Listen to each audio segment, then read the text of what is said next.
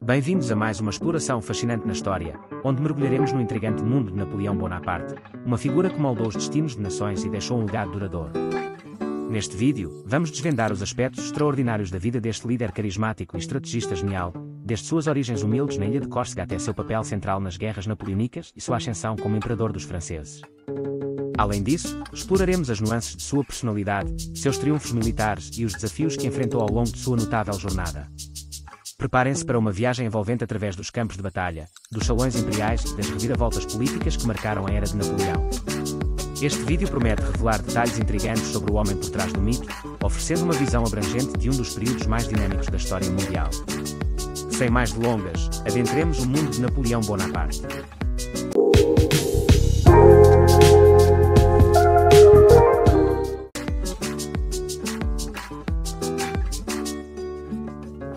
Napoleão Bonaparte veio ao mundo em 15 de agosto de 1769, na cidade de Ajaccio, situada na ilha de Córsega.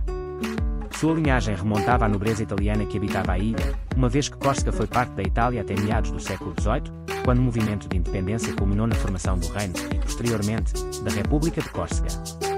Embora a ilha tenha sido conquistada pelos franceses em 1768, os vínculos culturais com a Itália persistiram na família de Napoleão.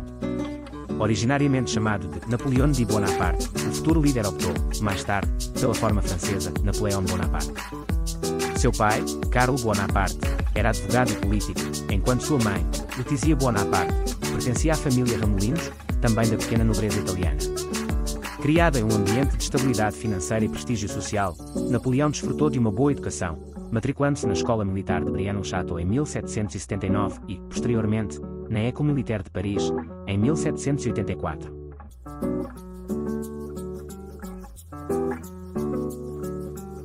Napoleão completou sua formação em Paris em apenas um ano, obtendo a patente de segundo-tenente após a conclusão do curso.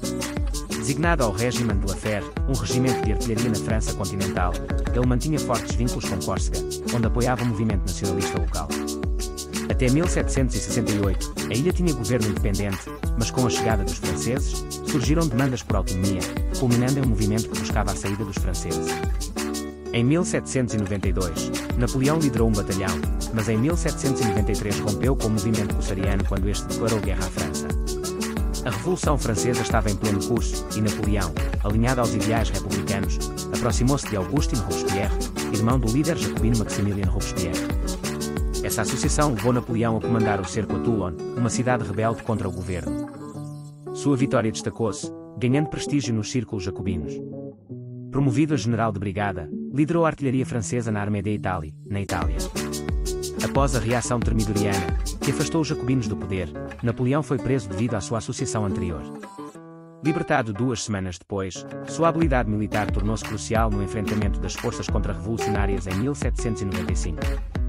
Ao reprimir uma revolta monarquista, assegurou a estabilidade da Convenção e a posição dos girondinos, ganhando o comando do Armée d'Italie e tornando-se comandante do Exército do Interior.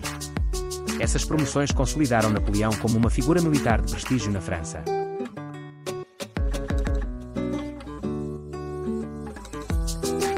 A partir de 1796, Napoleão Bonaparte iniciou uma série de atividades militares, liderando tropas em confrontos na Itália, Áustria e no Sacro Império Romano-Germânico.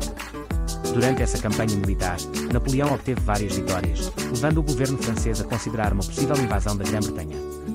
No entanto, Napoleão duvidava da capacidade da França em enfrentar a Marinha Britânica. Em 1798, ele decidiu empreender uma campanha no Egito com o objetivo de alcançar a Índia, visando estabelecer relações comerciais com os reinos indianos. Essa estratégia tinha como meta final enfraquecer a Grã-Bretanha, planejando que os indianos se unissem às suas forças contra os britânicos. A campanha no Egito resultou em um grande fracasso militar, principalmente devido a um surto epidémico de peste bubônica que atingiu as tropas francesas. No entanto, a presença francesa no Egito impulsionou estudos no campo da egiptologia, com importantes escavações arqueológicas sendo realizadas durante esse período.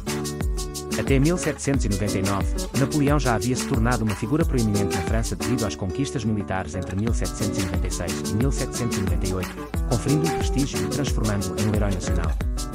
No entanto, a França estava enfrentando uma considerável instabilidade política e econômica, gerando insatisfação na sociedade. Como solução, muitos passaram a apoiar a ideia de uma república autoritária, e Napoleão Bonaparte emergiu como um líder potencial para assumir o controle da França. O apoio a Napoleão provinha tanto das camadas populares quanto da burguesia francesa. Diante dos acontecimentos na França, Napoleão decidiu retornar a Paris em 1799, abandonando, segundo alguns historiadores, suas tropas no Egito. Ao chegar a Paris, Napoleão foi recebido como um herói e começou a conspirar para tomar o poder. Ele assegurou que outros generais influentes estivessem fora do país no dia de seu golpe, enquanto espalhavam um falso rumor sobre um golpe jacobino. Aproveitando-se desse boato, Napoleão utilizou suas tropas para anunciar a derrubada do Diretório.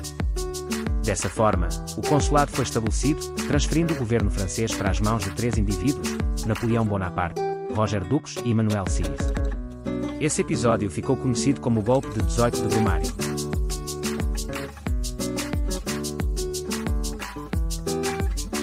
Durante o período do consulado, como mencionado anteriormente, a governança da França era exercida por 3 cônsules, sendo Napoleão o primeiro cônsul. A posição ocupada por Napoleão conferiu-lhe uma autoridade superior em comparação aos outros cônsules, dotando-o de poderes que ultrapassavam os de seus colegas.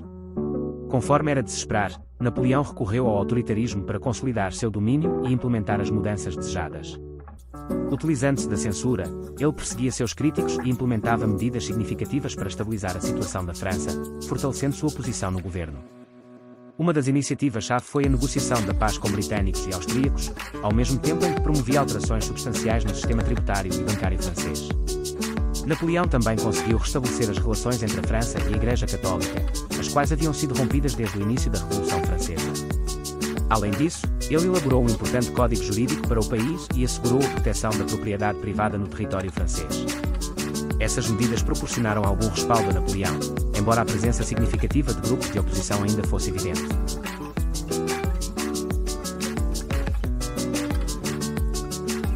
Em 1804, Napoleão deu início ao período imperial ao autoproclamar-se imperador da França. Esse evento marcante representou um passo significativo na ascensão de Napoleão ao poder, sendo a cerimônia de coroação repleta de simbolismos e realizada na Catedral de Notre-Dame, em Paris. A coroação desencadeou a retomada da guerra entre a Inglaterra e a França, uma vez que os britânicos temiam o crescimento do poder do imperador francês. No entanto, Napoleão estava preparado para esse conflito, pois havia investido consideravelmente no fortalecimento do exército francês. A declaração de guerra por parte dos ingleses foi seguida por declarações de guerra de austríacos, prussianos e russos. O novo conflito evidenciou a notável força militar francesa em terra, enquanto no mar, a supremacia ainda pertencia aos britânicos. Isso ficou claro em 1805, quando as tropas de Napoleão obtiveram uma vitória expressiva na Batalha de Austerlitz, em terra, e uma derrota crucial na Batalha de Trafalgar, no mar. Consciente de sua incapacidade de invadir a Grã-Bretanha devido à inferioridade naval, Napoleão optou por sufocar a economia britânica como estratégia de pressão para forçar a rendição, instituindo o bloqueio continental. Essa medida proibia todas as nações da Europa continental de realizar comércio com a Grã-Bretanha. Napoleão ameaçava invadir países que não aderissem ao bloqueio continental, concretizando essa ameaça ao invadir Espanha e Portugal em 1807. Em 1812, os russos tornaram-se alvo de Napoleão devido à quebra do bloqueio por parte deles. A invasão da Rússia revelou-se um desastre completo para Napoleão, com suas tropas, inicialmente em grande número, reduzindo-se drasticamente devido a fatores como falta de suprimentos. Embora os franceses tenham alcançado Moscou, a necessidade de retornar à França devido à escassez de recursos enfraqueceu significativamente a posição de Napoleão, que viu suas forças dizimadas.